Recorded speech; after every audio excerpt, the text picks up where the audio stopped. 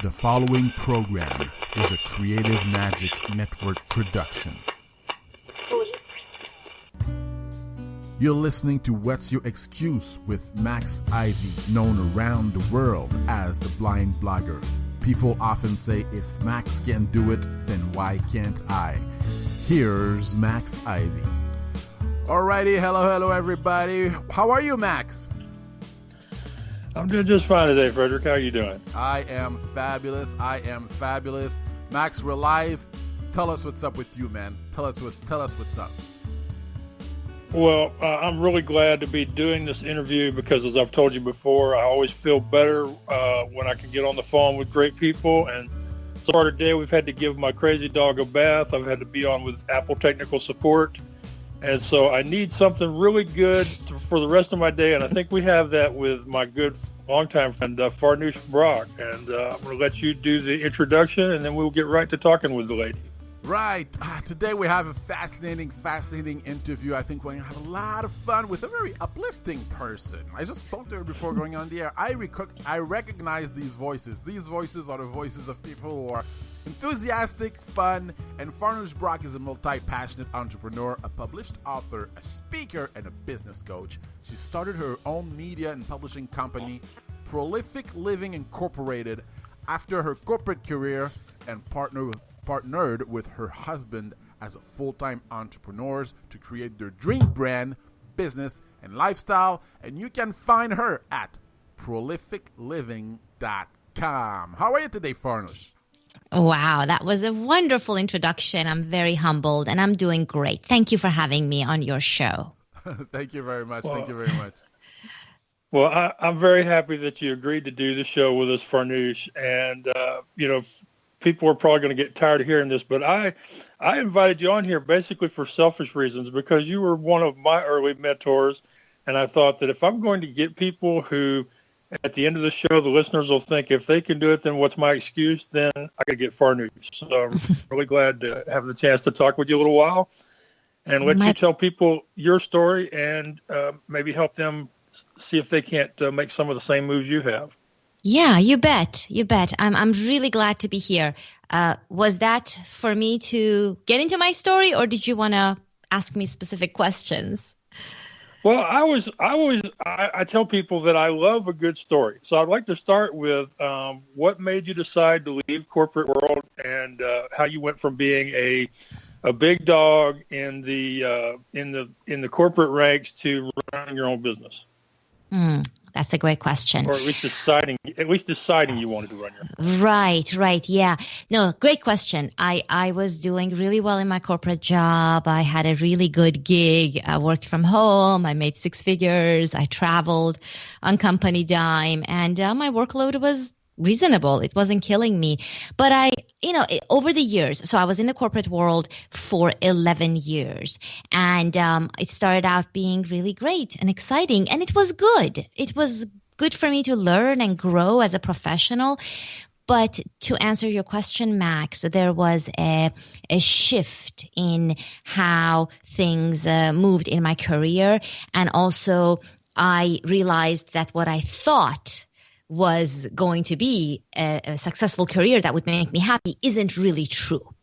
So it was this self-discovery after self-discovery over a period of, I would say, 2 to 3 years that made me go from being super enthusiastic to climb the corporate ladder to becoming disillusioned and just kind of backing off and minding my own business and like really withdrawing.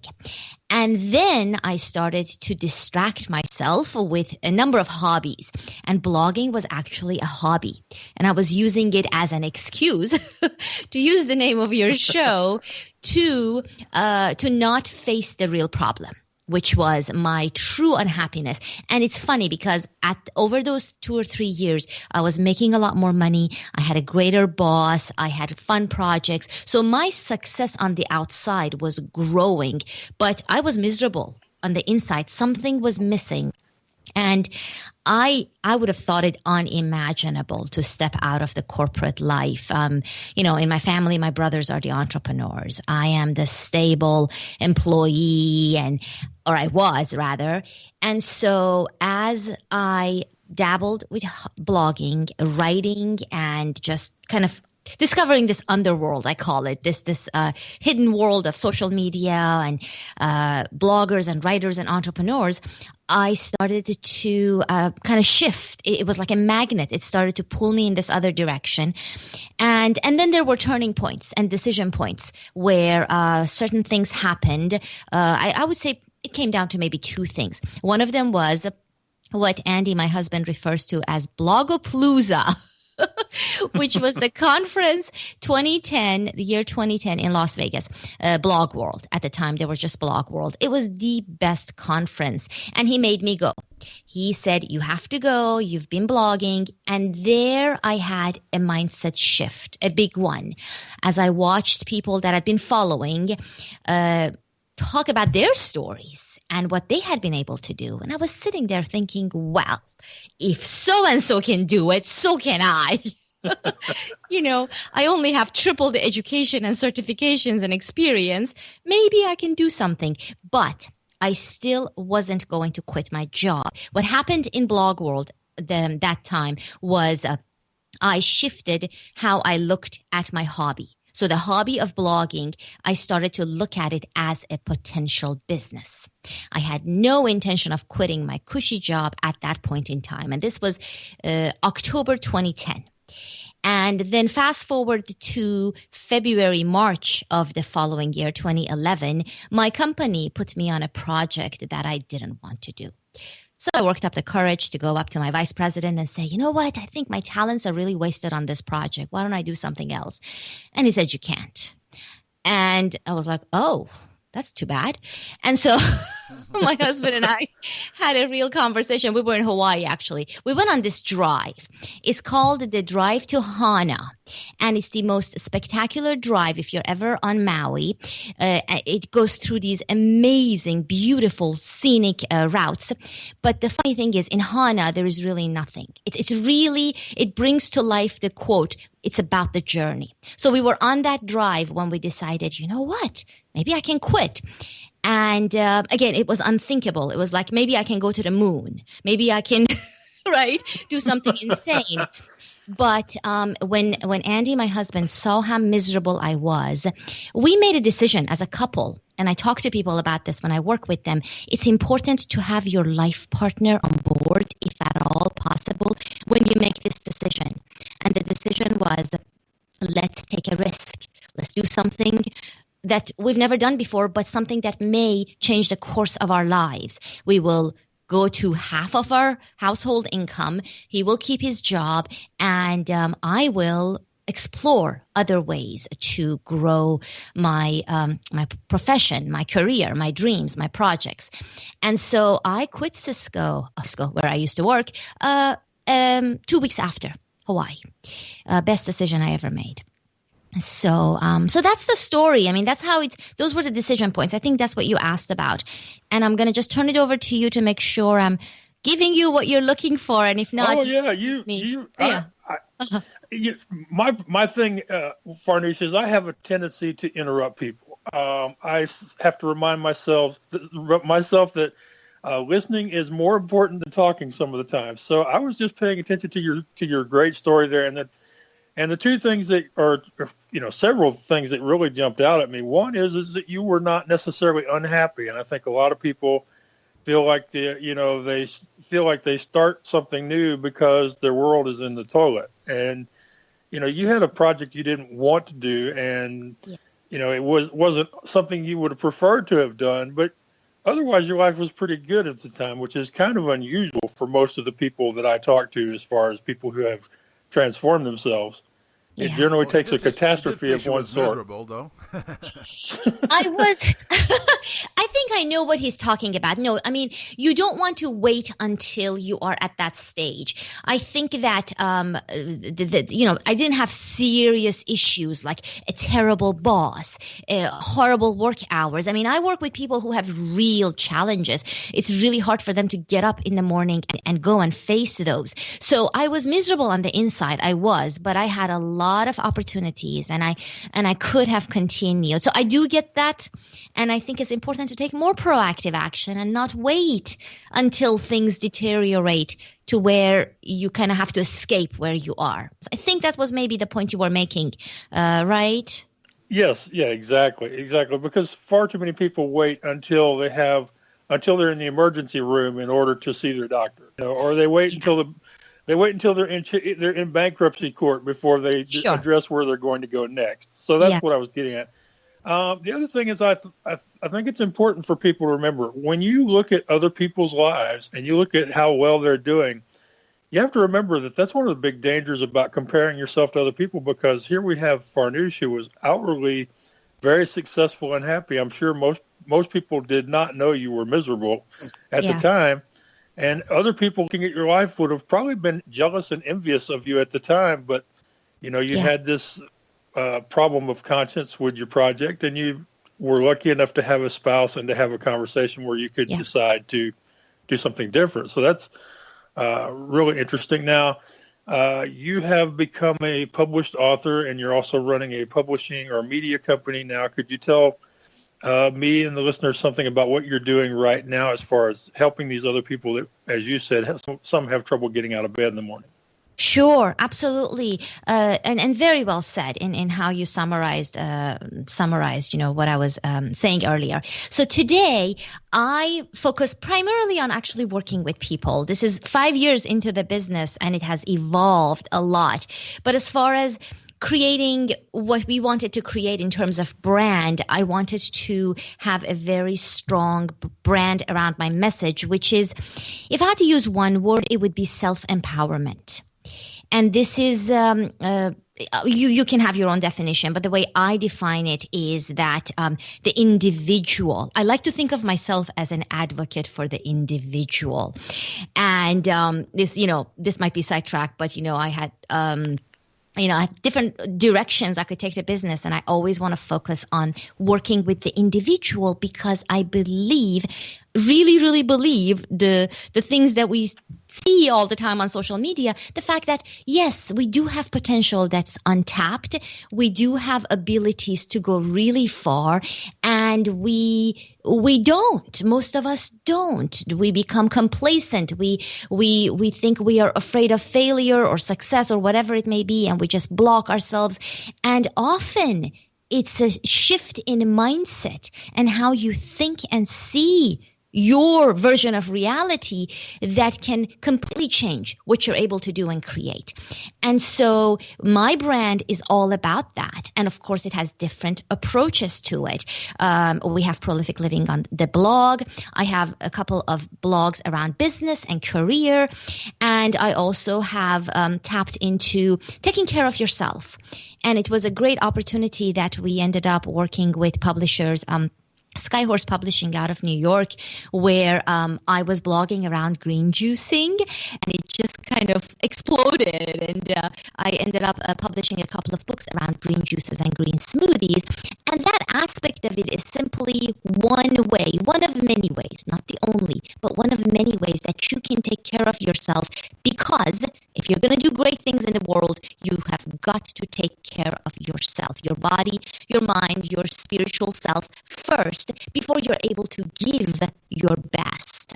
So hopefully that speaks a little bit to that. So we have, I've created products and programs and content around that. But what I'm most passionate about today is working with individuals. And usually my work is helping them remove those blocks, whether it be in their careers, in their businesses, in their any kind of professional life or personal. And personal comes into business and career. I'm sure you can imagine it's all connected. And that's the type of work that I am most passionate about. Once again, we're here with Farnoosh Brock. She's a multi-passionate entrepreneur, a published author, a speaker, a business coach, and she's the owner of Prolific Living Incorporated. And you can find her at prolificliving.com. And guys, right before continuing this conversation, if you have a passion, something that fuels your curiosity, well, on top of getting fascinating interviews such as this one straight to your inbox, when you subscribe to our free Creative Magic community, you will get super cool exclusive gifts in return, such as the ebook Happiness Quotes by the Ambassador of Happiness herself, Maura Sweeney, one of our hosts, and also an exclusive conversation with two of my favorite people, Alex Okoroji and Max Ivy, yours truly, as we talk the influence of friends and college education on our lives, the competitiveness in a crowded field, the importance of business and financial education in arts and entrepreneurship, and more. And also, Alex has a special gift for you inside. I promise you will get inspired and entertained. Subscribe for free at frederickbuy.com. That's Frederick with a C, buy like bye-bye.com. Take it away, Max. Yeah, I loved what you were talking about there about all the different directions that you could take your career, your life in, and how important physical and the rest of your various well-being are to your success. Because as you know, I'm one of these people. I don't believe I would be where I'm at now if I hadn't addressed many physical health issues that I had earlier in my life. So. And one of my favorite songs, the song I usually end up singing when people ask me to sing in an interview, is "The River," because it just symbolizes to me what you were talking about and what your journey has been for the last 5 or 6 years. Great. That's good to hear. It's good to hear. And then you've overcome way more challenges than I have. So I salute you, Max. Well, thank you. I prefer to think that they're not more, they're just different, because the one thing I've learned is everybody has a challenge in their lives. Some people, it's the family they grew up with, the neighborhood they come from, the socioeconomic conditions they live in at the time. It could be a physical disability. And in some cases, there's nothing wrong with a person other than what they think is wrong with them. And that's an even harder problem for those people to solve. So I choose to think we have different challenges, and we can all share our challenges and our successes and our failures and our solutions. To me, and I think to most people out there, there's nothing better than a good comeback story. So a lot of times the failures and our setbacks can be better lessons to people who are out there struggling than our successes can. Yeah, you bet. And the successes come after all of that. And that's a good reminder, like just to give you another example, which is totally unrelated to business. I'm really big into yoga. And I finally decided to work with a teacher out of Vegas. I was just there visiting her. And she is many, many decades ahead of me. And it's very hard not to compare and say, well, look how easy she makes that pose look, or the transition or whatever. But I have to remind myself she has thousands of more hours of effort and work put into it. And she was right here where I was, falling and stumbling when she was working it at first. So the comparison that Fred mentioned earlier, you have to be fair when you do that, because if you're unfair, then that's, it's not going to serve you in any way. Right. Question. And, like you were. No, go for it. I just have a question, because oftentimes we speak to people, and they own businesses and all that. But I think something that is often overlooked is the amount of time it takes. Because sometimes we see all these ads and all these, people talking as though, may become a millionaire in 12 months, stuff like that. How much time did it take you to build your brand? And, Well, that's a great question. And you're right. Like I tell my clients who want to start a business, like let's say they're professionals in the corporate world, I tell them, look, if you want something easy to do, you have to go get a job, maybe a couple of jobs. But starting a business is no joke, especially if you want to have profit. So anyway, how long did it take me to build my brand? So that's a very broad question, Fred, and I'm happy to answer it because building a brand, I mean, what are your definitions? Like building a six-figure business or just building a brand where you're recognized in the local blogging community? If you can give me more specifics, I can answer. No, well, okay. Most people, it's about money, right? So they want to make a living. They don't want to have a job. Who which business owner wants to have a job? So if you could pay your bills, or how much, from the time you left your corporate life. Yeah. Right. No, that's a good question. And believe it or not, my mom loves her job. She's still trying to get me to go work for her company. So there are some people who love it, and that's great. Business isn't for everyone. However, to sustain ourselves, to give you an example, I left May 2011, and my husband joined me in 18 months later. So when he joined, we left two very, very cushy jobs, we have been very smart financially over the years, so we had a little bit of runway, but we felt comfortable enough 2 years after starting the business. And that doesn't mean I started the business the day I quit. So I want to give the perspective that I started blogging actually in 2009. So 2 years of building and working before that. So maybe total of 4 years.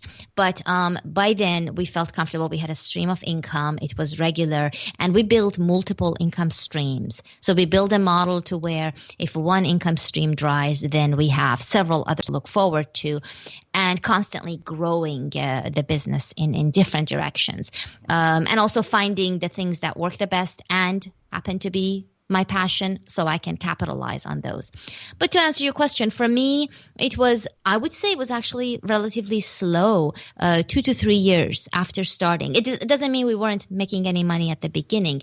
It just means for it to be a comfortable income, to pay all our bills and feel comfortable living our lifestyle, probably 2 to 3 years. And again, that timeline is very different for individuals, depends on the business, depends on the effort they put in, depends on how much they invest in the business. There is another factor. I have had the pleasure of working with a lot of people, and I also speak to many times the number of people that I work with. And sometimes I'm shocked that people think a business is just your energy and your time. It isn't. Even an online business, you have got to put investments into it in order for it to give back many times that level of investment. And so there is a number of factors that can determine the expediency to success, I suppose. Expediency. Is that a word? I need to look that up. Yeah, I think that's definitely a word. That's definitely a word. Okay, good. I'm sorry to steal your joy of having made up a new one, but that one's already out there. Good to know. But I think the way you got Frederick to frame the question is important, because I think when it comes to whether or not a business is a success, it all comes down to what is your definition. And for some people, paying their bills or replacing an income is success, but to other people, not making $100,000 a month is failure. Exactly. So it just depends. So that's why you've really got to decide what success looks like and be really clear about it. So well said. That's a couple of questions on my questionnaire for clients. How do you define success? How do you define failure? And you'd be surprised. I work with successful people who think of themselves as failure. It's kind of sad, but it's very personal. And I think it's good to define that for yourself. So I like that. Yeah. Well, I'm glad you like it, because it's one of the chapters in my book. So good. I'll have to check that out. It's important. I'm surprised. It's an important topic. I'm surprised I didn't already send you a copy of it at some point. I can't believe that I have not done that. You actually, Max. I thought we were friends. I think we were too. I'm really disappointed in myself. It's all right. Send it to me later. But I tell you what, I recently won a contest where they are recording my book on the audio. So I think what I will do to make this up to you is I will send you the very first audio download of my new audio book. I look forward to it. Thank you. But I wouldn't want you thinking that I don't love you, because I do, because there was a time when there were 3 people in my life, 3 people: Adrian Smith, Robin Hallett, Farnoosh Brock. I call them my 3 wise women. That's so sweet. I'm really humbled. I'm so glad that we met online. I mean, this is it's brought so many people into my life that are now my friends, that I've had a chance to meet them in person, and it's been I think it's one of the best parts of running your own business. You decide who you meet, who you work with, who inspires you. It's wonderful. Yeah. Thank you. Yeah, and I've often said that the blogosphere is a very friendly, supportive, encouraging place, and that if more people knew just how many helpful souls there are out here, everybody would have a blog. Exactly. I personally don't like blogging. I like talking, but I like to write novels. You know, that's how I am. This is why I think I do this show, because I want to put content out there, but I don't know. I just love talking for some reason. That's good to know. I mean, there is video, there is audio, there is the written word, and I totally hear you. I love talking. In fact, I had my podcast for 100 episodes, and I really enjoyed it. But I moved in a different direction, and of course, working with clients, you're talking. And I haven't blogged, believe it or not, in quite some time. And this is something that happens. Your business evolves and shifts, and the activities change depending on the outcome you're trying to create for yourself. So right now, my days are spent talking to my clients and to prospects. And, I'm not actually writing as much. I miss it a little bit. But it's good to know that about yourself, Fred, because then you capitalize on what you're passionate about. Yeah. Mike Robbins, just as an example, Fred, Mike Robbins is one of my favorite self-help or personal development authors. People know Tony. Not everybody knows Mike. His first book was called Be Yourself Because Everybody Else Is Taken. Mm-hmm.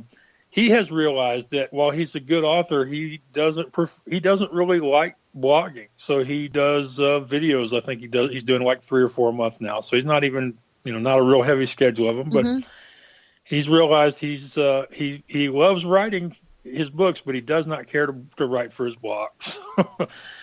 Exactly. Well, there's a lot of people who are now who are either doing podcasts, or they're dictating their blog posts and letting somebody else do it. You mentioned earlier that you have 2 blogs. So are blogs still active? You're just not writing the content for them? I've written probably close to 1,000 blog posts, several hundred on my blog, and then guest posts, what have you. So Prolific Living, if you go to the articles, I have all my archives there, but I haven't actively been blogging in the last, maybe I shouldn't be admitting this on the air. But yeah, I haven't, because I spend time working with people, and that's where I'm making what I hope is my difference. But having said that, we have a new website, farnooshbrock.com, my name, and I have been writing the last month just very short articles, the style of Seth Godin, and maybe a little bit longer than Seth's blogs. And we might start a new blog, and that is around the empowerment mindset, but applying it to your business or your career or whatever you're trying to accomplish in that sense. So that might be coming in the new year, and that's going to be on farnooshbrock.com. But yeah, Prolific Living is sort of on pause, but the archives are there, so you can read them and certainly comment, and I comment back. Okay. Well, that's good to know that the content is still there, because one of my other mentors, Adrian Smith, has also gone in a different direction, but she decided to leave her blog posts up too, because a lot of the best posts, and it's just my opinion, a lot of the best posts deal with subjects that we really just need to hear over and over again until we either get them or remember that we already got them and we shouldn't have had to be taught them again. You are so right. I mean, this is actually true in other areas of my life too, and I don't want to use yoga twice, but really sometimes you hear a message finally and it clicks. And I remember asking my teacher, why didn't you just say that to me the last 2 years? She said, I have. I have been saying it. And my friend next to me, who's supposed to be on my side, was nodding. Yeah, she's been telling you that. And I didn't hear what she was saying because I wasn't either ready to receive it or I wasn't listening, like Fred says, because my mind was so busy with its own chatter. And so you're right. The messages are out there, but that's not enough. It's the next thing that needs to happen is for you to really even say it out loud to yourself. Like, okay, I am going to believe in myself, or I am deciding to do this. And sometimes just hearing your own voice with that message helps you internalize it. But until you do, it doesn't matter how many books you read or how many blog posts you come across. It's not going to help you until you really, really hear it and apply it.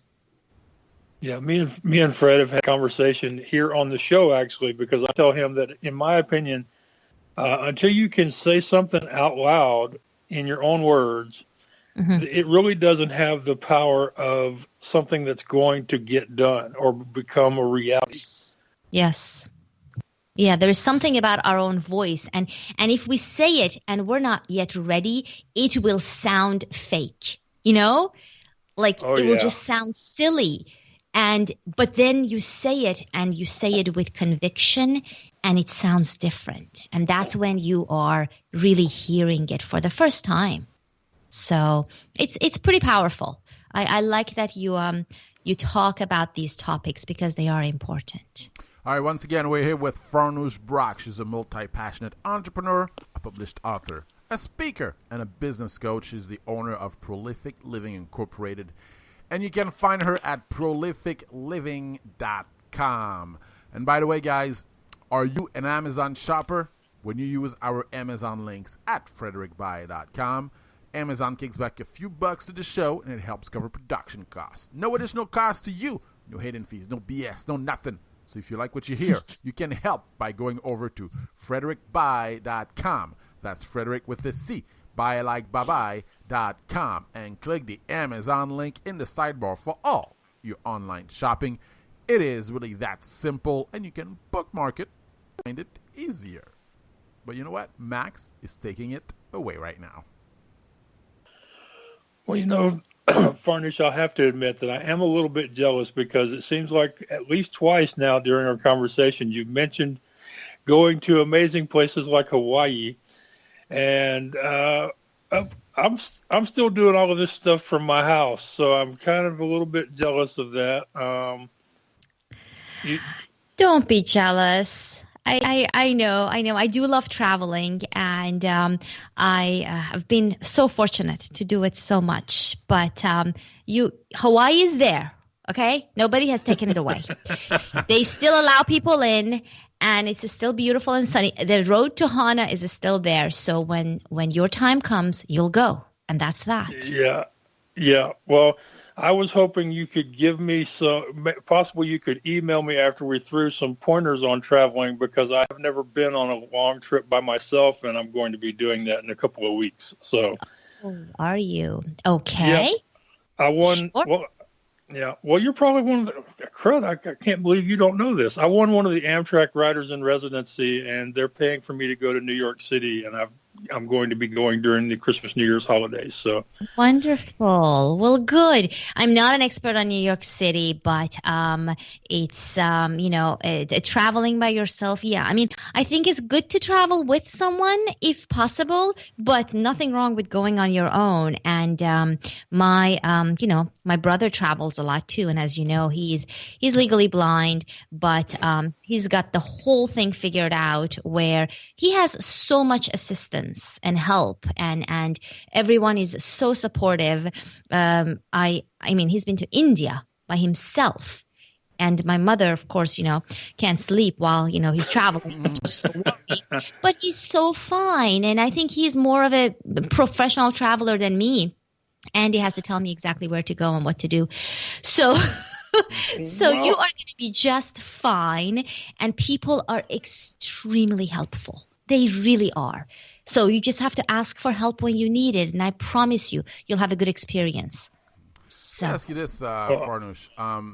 What would you say to, there are bloggers out there, podcasters, People who are trying to build an online business and they're focused and they're dedicated, maybe they're starting out, maybe they've been in it for 6 months, a year, or 2 years.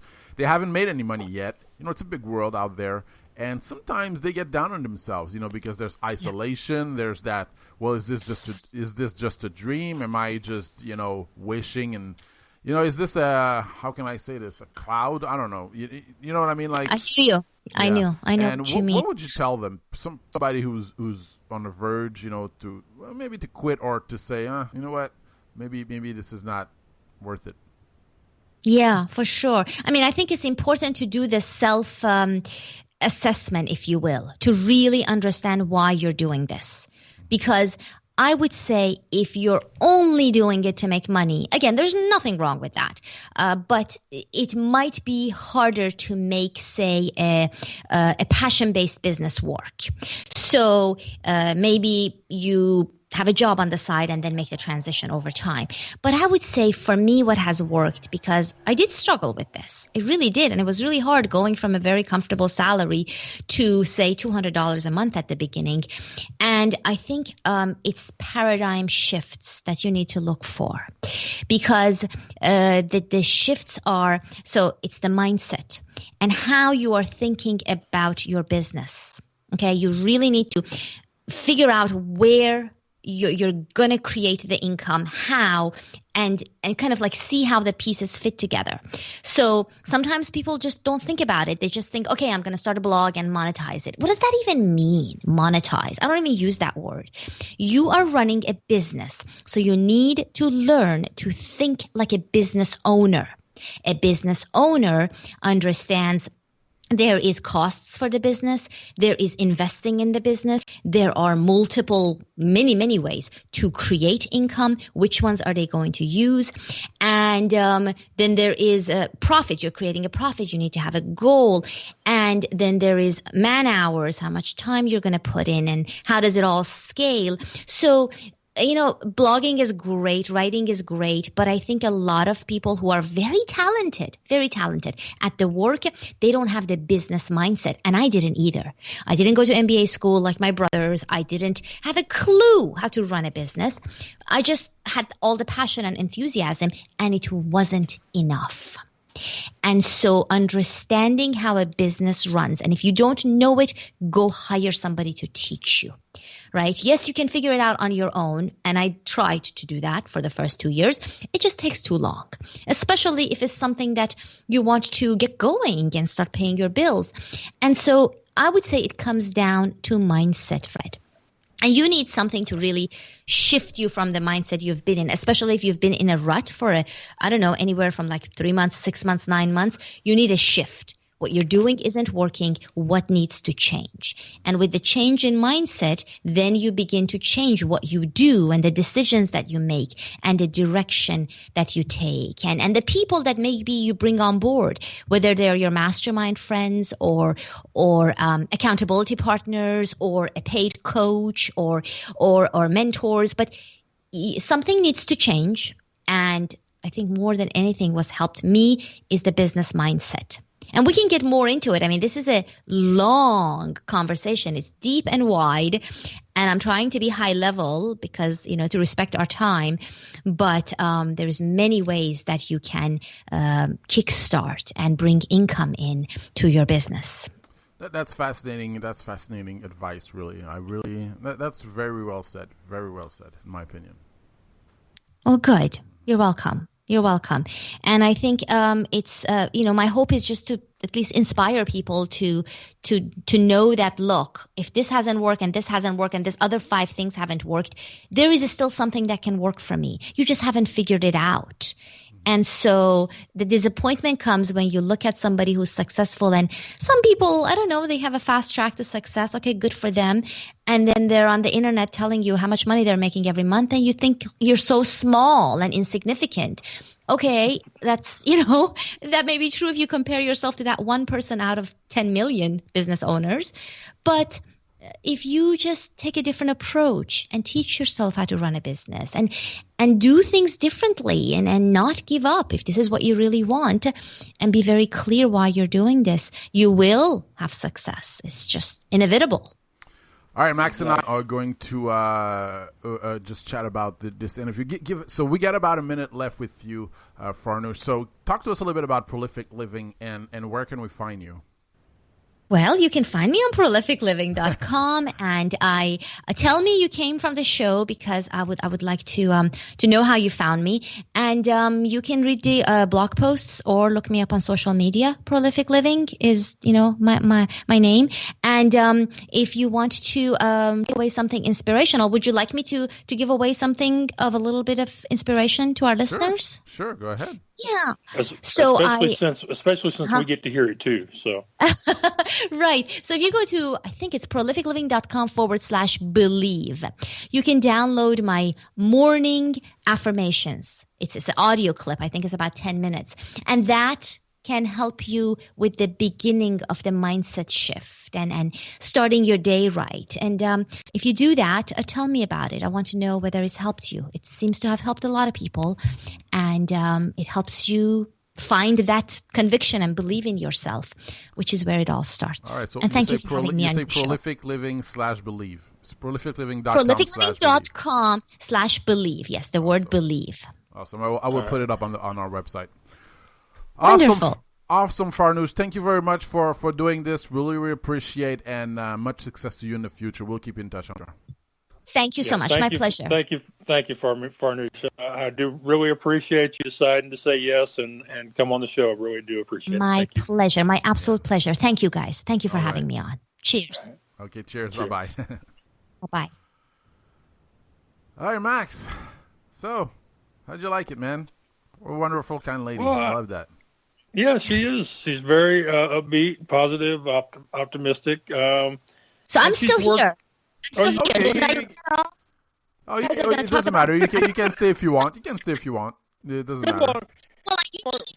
Farnoosh knows I never say anything I don't mean to say, and so you can listen or not listen. It's up to you.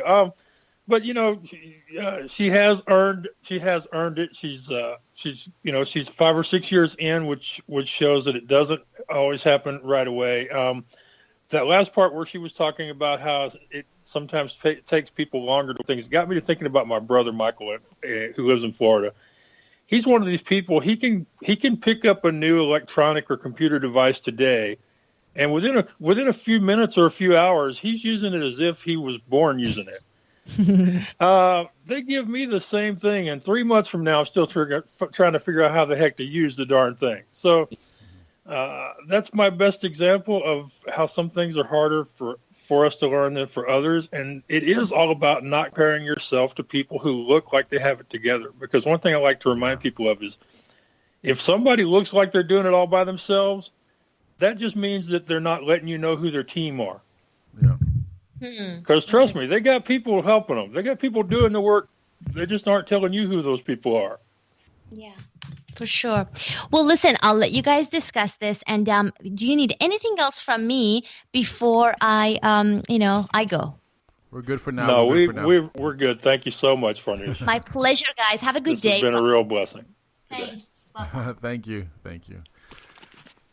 All right, guys. So, hey, I just want to thank again for Farnoosh for this amazing conversation. I just want to say a few quick things here. First of all, we would like to thank everybody who pledged to our Patreon page. You are really helpful to the show, and we are grateful for your help. In case you're wondering, guys, Patreon is a simple way for you to contribute to the network every single month and get super cool exclusive rewards. In return, I promise you will love the perks. Our Patreon page is at frederickby.com and click Patreon in the header. The money is used to cover our production costs. And editing time. I'm sorry. You can contribute for as low as $1. That's right, $1. And also, guys, we're looking for new hosts on the network. If you're a positively oriented entrepreneur, somebody who's willing to expand your listenership, and you're starting out in the podcast, we can lead you by the hand. Just go to frederickby.com. Frederick with a C. bye.com, and just click on Become a Host. And also, the Creative Magic Store is open, alive, and well. And what's in the Creative Magic Store, Max? Well, I don't know what else is there, but they can get either of my books there, which the first one, Leading You Out of the Darkness into the Light, A Blind Man's Inspirational Guide to Success. with 11 actionable exercises and email support. And the second book, my latest one, It's Not the Cookie, It's the Bag, an easy-to-follow guide to weight loss success, where I share the lessons that I learned prior to having gastric surgery and now continuing to live with my new body 3 years down the road. So, all right, well, we got to go. We're going to be off the air right now, so live with purpose, passion, and love. Bye-bye. You've been listening to What's Your Excuse with Max Ivy, known around the world as the Blind Blogger. For more information, you can go to theblindblogger.net or frederickby.com. That's Frederick with a C, by like bye-bye.com.